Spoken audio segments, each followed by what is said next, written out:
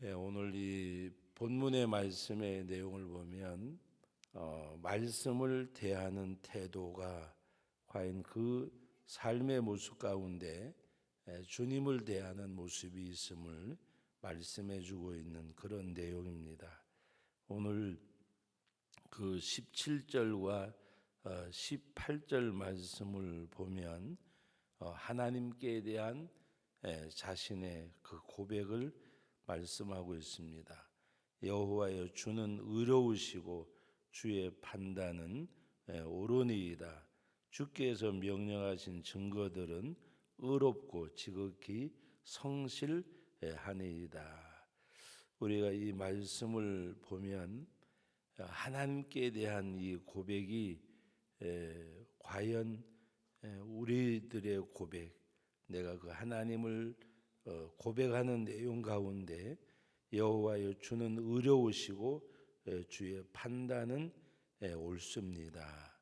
또 주께서 명령하신 증거들은 의롭고 지극히 성실하니이다. 이 성실하다고 하는 말은 바로 주님의 그 명령하신 증거든 의롭고 지극히 성실하다고 말할 때에 아랫사람이 윗사람한테 할 수 있는 그런 고백은 아닙니다. 여기서 말씀하시는 내용은 주의 증거들은 하나도 뭔가 이렇게 채워지지 않음이 없고 온전하고 완전함을 말씀하시는 내용입니다. 우리가 과연 하나님 앞에 주는 의로우시고 주의 판단은 옳으니이다, 이 고백을 할 수가 있어야 합니다. 그러나 오늘 우리들은 나는 뭔가 이렇게 조금 불이익을 당하는 것처럼 생각을 하고, 뭔가 하나님이 나를 조금은 뭔가 이렇게 도외시하는 것으로 생각할 때가 없지 않아 많이 있습니다. 예를 들어서 말씀을 드리면 내가 주님을 떠나가면서 오히려 주님이 나와 멀어지는 것으로 생각을 해요. 내가 주님을 멀리하는 삶을 살면서 주님이 오히려 나를 멀리하는 거로. 부모에게 효도하는 자녀들도 마찬가지입니다. 정말 부모에게 효심을 가지고 부모를 섬기는 자녀들은 늘 어떤 마음을 갖는가 하면 부족한 마음을 가져요. 부족한 마음. 내가 이렇게 해도 우리 부모님들이 정말 서운해하지 않으실까, 부모를 향하는 마음. 그러나 부모님들이 되셔서 보시지만 여러분들이 부모님들이 자식에게서 마음을 떠나는 부모는 아무도 없잖아요. 저는 그렇게 생각해 봤어요. 하나님을 내가 그 하나님을 섬길 때에 부모된 입장에서 자식을 바라보는 마음을 가지고 그렇게라도 하나님을 이해하는 성도들이 되었으면 하는 마음이 들 때가 많이 있어요. 부모님을 생각할 때에 내가 그 부모가 된 입장에서 자식을 생각하는 마음. 우리가 가끔 그런 말 하잖아요. 자식이 부모의 마음을 조금이라도 헤아리면 효자가 될 거라고. 숫자적인 개념을 떠나서, 그러면 우리는 과연 하나님을 내가 얼마나 공의로우신 하나님, 오늘 여기서 말씀하고 있는 내용, 여호와여 주는 의로우시고 주의 판단은 옳으니이다. 이 고백이 그냥 이 시편 기자가 그냥 하나님 앞에 뭔가 이렇게 문자적으로 올려드리는 그게 아니에요. 삶의 고백임, 삶의 고백. 여러분, 우리가 시편을 보면서 느껴야 될 것 중에 하나는 다윗을 중심한 많은 시편을 기록한 이들이 삶의 고백이에요. 교훈서가 아닙니다. 그리고 성경 전체가 우리는 어떤 다른 경전들처럼 그 이방 종교들, 우리 기독교회의 다른 경전들처럼 명심보감이나 예를 들어서 유교에서 말하는 어떤 도덕적인 것도 아니고 또 그 이슬람에서 말하는 코란과 같이 뭔가 이렇게 가르치는 그게 아니라 이것은 하나님의 또 하나님을 섬기는 성도들의 하나님을 경외하는 자들의 삶의 고백이에요. 삶의 고백. 이 상 가운데서 어느 게 옳고 그름을 말씀하는 내용이에요. 그래서 저와 여러분들이 기억할 것은 이 하나님 앞에 내가 이같이 고백할 수 있는 것. 근데 우리는 늘 자녀들이 부모에게 흡족하지 못하는 것처럼 하나님께 대해서 흡족해 하지 못할 때가 너무나 많아요. 여러분들이 하나님을 정말 경외한다면 그 하나님으로 만족할 수가 있어야 돼요. 오늘 시편이 본문 말씀 내용 가운데 여러분 143절 말씀 한번 읽어보겠습니다.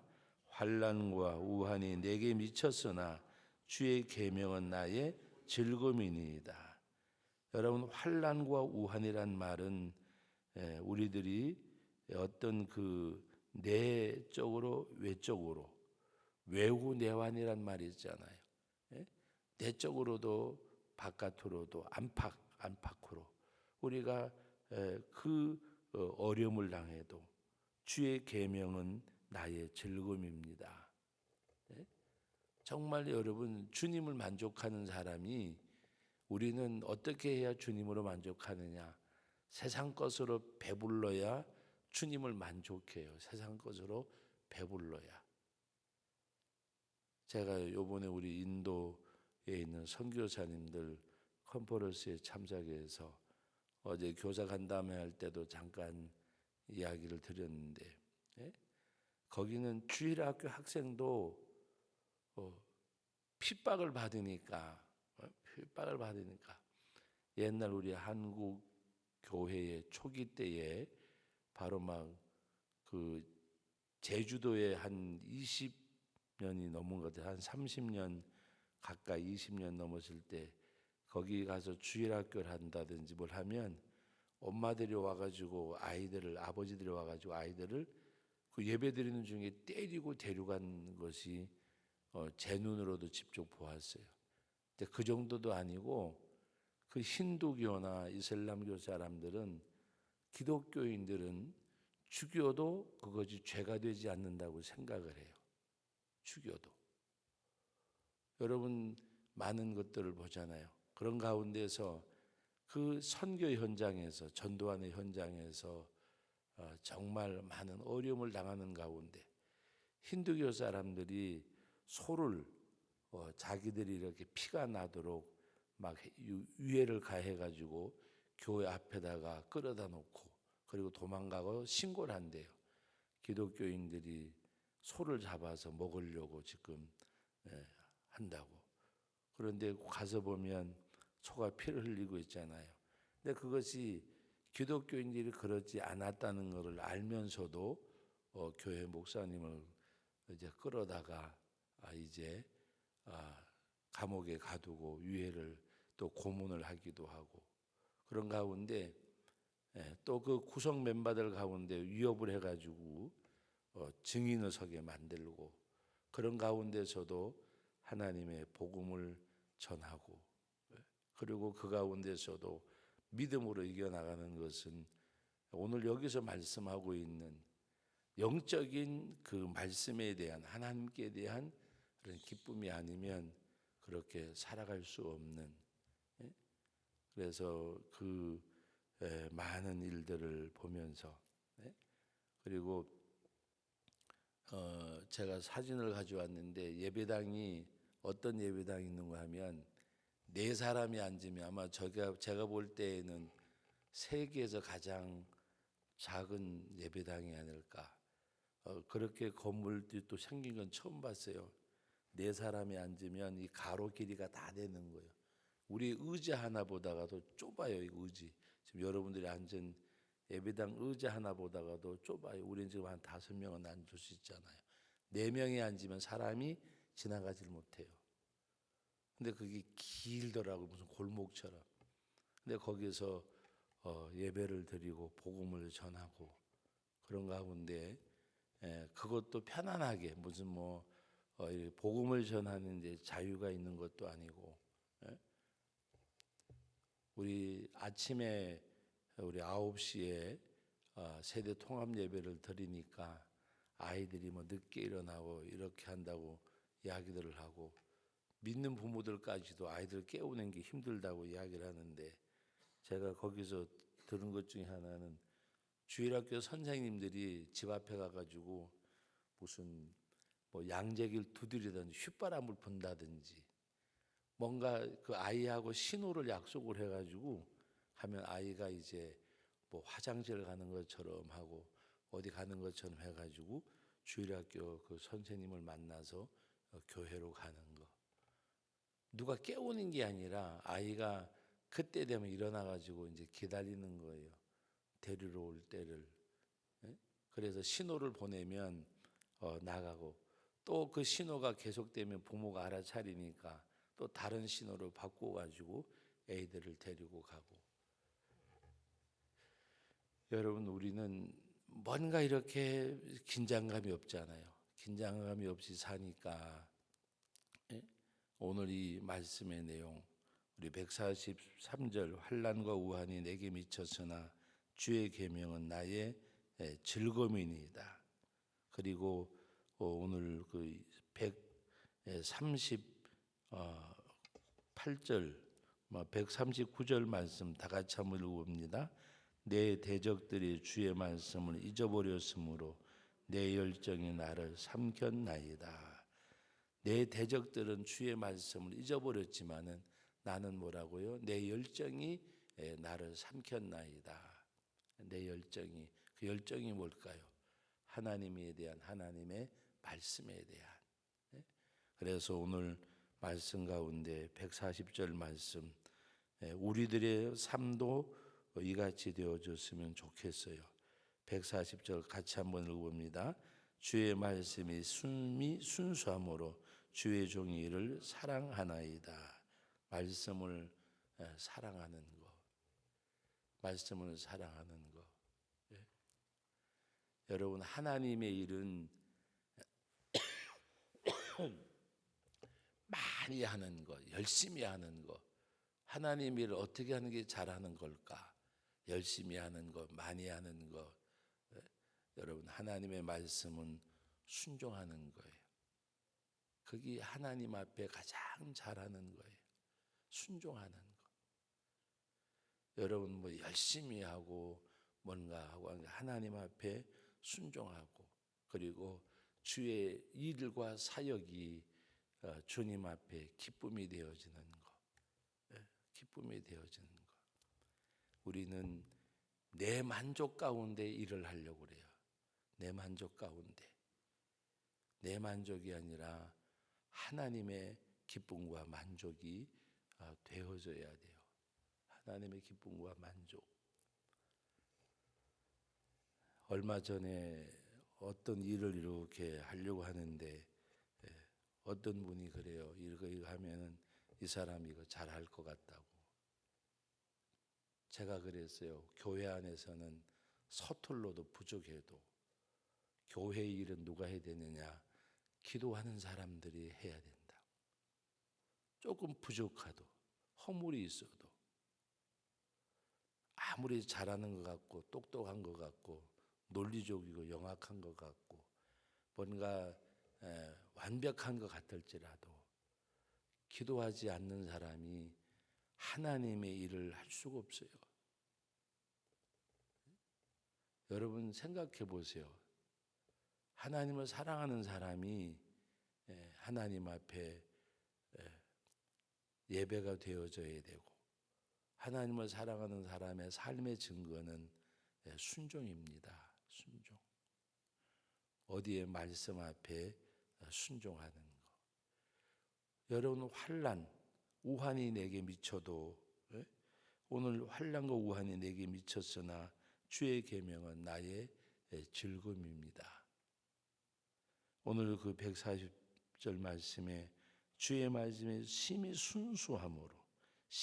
순수함으로 주의 종이를 사랑하나이다. 하나님의 말씀을 사랑하고 그것이 기쁨 되어지는 것. 그래서 하나님 앞에 정말 하나님이 기뻐하시는 일, 주님이 원하시는 일. 그래서 우리 자신들이 정말 하나님 앞에 우리가 너무나도 자유롭고 평안하고 한 가운데 어떤 그런 글이 있더라고요. 하나님을 섬긴다 하지만 하나님을 필요로 하지 않는 삶을 사는 우리들이라는 글입니다. 하나님을 섬기지만은 하나님을 필요로 하지 않는, 교회 안에서 신앙생활 하지만은 주의 몸된 교회라고 말하면서도 교회를 주의 몸으로 여기지 아니하는, 오늘 저와 여러분들이 오늘도 이 말씀을 대하는 그 가운데서 삶이, 우리가 바울과 실라가 옥중에서 찬송 불렀다는 말을 많이 하잖아요. 여러분, 당시 그 로마 감옥은 그냥 우리들이 현재 생각하는 그런 교도소가 아니에요. 교도소가. 그 당시의 감옥은 그냥 뭐라고 맨 땅에다가 토굴처럼 파놓고 거기서 소대변 처리를 그 있는 그 자리에서 하는 그 장소예요. 자기가 싸놓은 오줌똥 속에서 살아가야 돼요. 참혹한 감옥이에요. 여러분, 거기서 찬송을 불렀다고 하는 것은 정말 하나님 앞에 영적인 만족이 없으면 할 수 없는 일이에요. 근데 우리는 감옥에 갇혔다 그러면 우리 생각으로 생각하잖아요. 우리 생각으로. 당시에 화형을 시키고 할 때에도 당시 순교당하는 사람들 가운데 화형을 당할 때 뭐 지금처럼 뭐 기름 붓고 이게 아니라 나무 더미 위에다가 사람을 매달려 놓고 거기다가 그냥 어떻게 보면 화장하는 것과 같은 그런 고통을 당하는 아픔들이었어요. 오늘 우리들이 정말 주님 앞에 영적인 그 삶이 육적인 삶을 깨트려야 돼요. 영적인 삶이 육적인 삶을 깨트려야 내 욕심도 깨어지고 나 자신도 깨어지고. 여러분, 예수님을 반석이라 그러잖아요. 거기에 떨어져야 돼요. 거기에 떨어져야. 예수 그리스도에게서 내가 부서지고 무너져야 돼요. 부서지고 무너져야.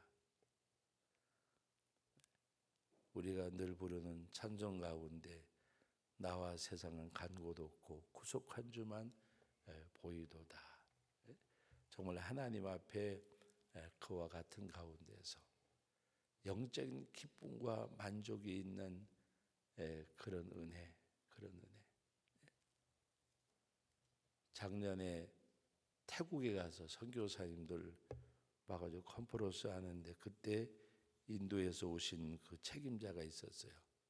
그분이 목사님, 인도에서도 한번 해줬으면 좋겠습니다. 그래서 그분이 인도에서 했는데 저는 현장에 가보고 알았어요. 본인들이 10년을 기도를 했대. 10년. 올해가 딱 자기들이 기도하기 시작한 지가 10년째 되는 해래요. 그래서 그냥 선교회에서는 요구하니까 뭔가 들어주는 식으로 이렇게 했는데 본인들은 10년을 기도했대요. 멀리서 오신 분 가운데는 50시간을 기차를 타고 왔다가 또 50시간을 가야 된대요. 여러분, 50시간을 기차를 타고 왔다 그래서 너무 이제 안 된 생각이 들어서 갈 때에는 비행기를 타고 가도록 배려를 해줬는데 본인이 그 이야기를 듣고 그 자리에서 그 선교사님이 펑펑 울더라고요. 여러분, 오늘 우리들은 긴장감 없이 신앙생활하고 한 번은 어린아이가 교회를 나왔는데 부모님들이 또 학교 선생님들이 친구들이 얘가 크리스찬이 되어졌대요라고 해서 부모님들도 때리기도 하고 선생님이 때리기도 하고 또 친구들이 유해를 가기도 하고 애가 말도 못하고 걷지도 못하고 완전히 그 뭐라 그럴까요? 그 그냥 공포에 질려서 벌벌벌벌 떨고 그래서 나중에 부모님들이 이제 신앙을 떠나서 이 아이가 교회를 다니든 또 자기도 힌두를 믿으니까 어쨌든 간에 아이를 이제 자기 아이니까 데리고 병원에 가고 해도 의사가 하는 말이 이대로 그냥 사는 수밖에 없다고. 그래서 그랬더니 부모님이 교회에 데리고 와서 하는 말이 얘가 교회 다녀서 이렇게 됐으니까 고쳐서 내놓으라고. 어디 갈 데가 없으니까. 그때 그 선교사님이 하나님 이것이 기회입니다. 이 아이를 살려주시면 하나님 살아계심을 보여달라고. 그래서 성도들과 함께 기도하고 하는데 하나님이 기적을 베푸셔서 아이가 걷기도 하고 말도 하고 온전하게 되어져서 오히려 그 아이를 사람들이 볼 때 무슨 신을 보듯이 그래서 하나님 앞에 교회가 자리 잡혀 가게 된 동기를 이야기하더라고요. 하나님은 지금도 역사하셔요. 그런데 왜 우리 가운데 역사가 없다고 생각할까? 믿지 않거든요. 내 삶이 더 이상의 하나님을 필요로 하지 않는 삶을 살아요. 하나님을 우리가 섬긴다고 하면서도 정말 내 삶 속에서 하나님을 간절하게 갈망하고 그 하나님의 역사를 앙모하는가. 지금도 우리는 꼭 중동 지역뿐만이 아니고 인도나 중앙아시아 쪽에 많은 어려운 가운데서 신앙생활하는 사람들이 많아요. 오늘 우리가 이 말씀을 대하면서 정말 말씀을 어떻게 대하냐는 것은 내가 어떻게 하나님을 대하고 하나님을 섬기고 주님을 섬기는 거와 똑같은 거예요. 우리는 이 말씀 앞에 순종하는 가운데 정말 하나님의 말씀이 내게는 꿀송이보다 송이꿀보다 더 달다고 여길 수 있는 그리고 그 말씀을 여러분이 순종할 수 있는 그런 은혜. 그래서 하나님 앞에 우리가 그런 가운데서 신앙생활하고 온전히 이 주의 말씀을 대하는 가운데 142절 한 절만 보고 말씀을 맺습니다. 우리 같이 한번 읽어봅니다. 주의 의는 영원한 의요 주의 율법은 진리로소이다. 오늘 이 고백의 말씀이 우리 심령 속에 삶 속에 삶으로 고백되어지는 은혜가 있기를 주님의 이름으로 기원합니다. 거룩하신 아버지 하나님 은혜와 사랑을 감사드립니다. 주님이 주시는 은혜와 평안함이 하나님이 주신 은혜와 평안함인 것을 우리가 깨닫고 살 수 있도록 은혜 주시고 아버지 하나님 진정 그리스도에게 주님의 반석에 떨어지는 그래서 내가 깨어지고 부서지고 무너지는 그 은혜를 허락하여 주옵소서. 주님의 십자가를 말하면서도 우리는 바울 사도처럼 내가 그리스도의 십자가에 못 박혔다고 말하면서도 아직도 아버지 하나님 십자가와는 전혀 상관이 없는 삶을 살아갈 때가 있음을 고백합니다. 아버지 하나님 주님의 구속의 그 십자가가 내가 달려 죽은 십자가임을 깨닫게 하시고 말씀을 대할 때에 진정 주의 말씀이 내게서는 참으로 환난과 우한 가운데서도 즐거움이 되어지는 말씀이 되게 하여 주옵시고, 육적 삶으로 인해서 영적 생활이 깨어지고 무너지는 저희들이 되지 않게 해주시고, 영적인 삶이 육적인 삶을 깨뜨리고 무너뜨려서 내가 하나님 앞에 더 가까이 나가고 참으로 주님의 형상으로 지음을 받으며 세워져 가는 우리의 삶이 되게 하여 주옵소서. 십자가의 의가, 구속의 은혜가 나타나고 이루어져야 됨을 깨닫게 하시고, 온전히 내 중심의 삶이 하나님 중심의 삶으로 우리가 생각하고 살아가는 어리석음을 피하게 하시고, 온전히 주님의 십자가의 구속의 은혜, 많은 사람을 내가 하나님 앞에 섬김의 대상으로 여기가며 살아갈 수 있는 은혜를 베풀어 주옵소서.